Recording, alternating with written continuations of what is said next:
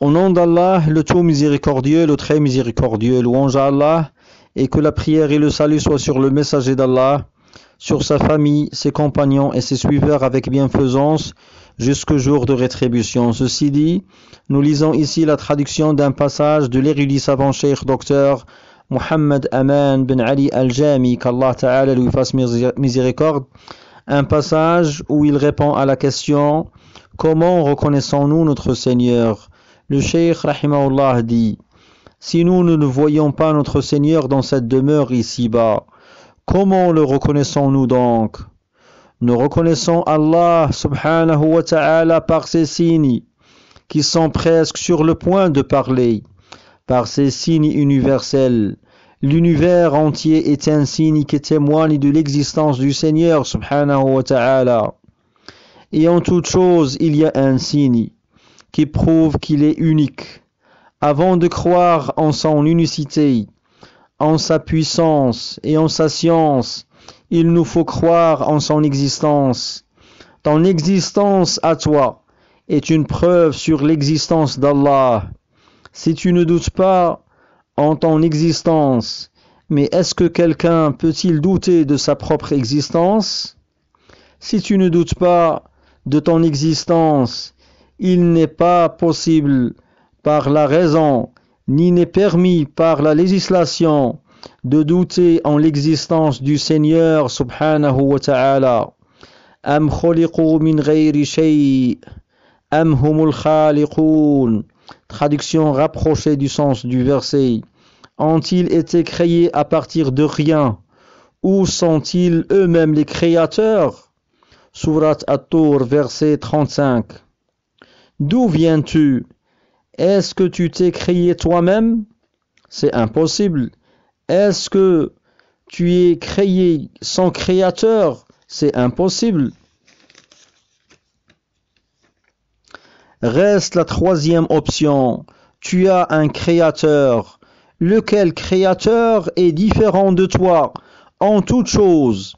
Un créateur capable de toute chose, à preuve son invention de cet univers-ci, sans aucun modèle précédent. Il est l'inventeur des cieux et de la terre. Cette invention témoigne d'abord de l'existence du Seigneur subhanahu wa ta'ala. Elle témoigne ensuite de sa puissance immense. De ce fait, le Créateur n'est pas comme la créature. Il diffère d'elle dans la réalité de son essence, et personne en dehors de lui ne sait exactement comment il est. Il diffère de la créature dans sa puissance, parce que la puissance de la créature a été créée. Elle fut inventée après qu'elle n'était pas auparavant. Tu dois savoir qu'Allah se caractérise par une puissance qui dépasse la tienne, car c'est lui qui t'a octroyé cette puissance. De ce fait, cette invention, cette création, et le fait qu'il créa les cieux et la terre à partir de rien, tout cela témoigne de l'existence réelle d'Allah subhanahu wa ta'ala, de sorte qu'il n'est pas permis, ni par la raison, ni par la législation, que l'homme doute de l'existence du Seigneur, à moins qu'il ne doute de sa propre existence. Allah existe, puisque tu existes, puisque tu es un signe, une marque qui atteste de l'existence du Seigneur subhanahu wa ta'ala.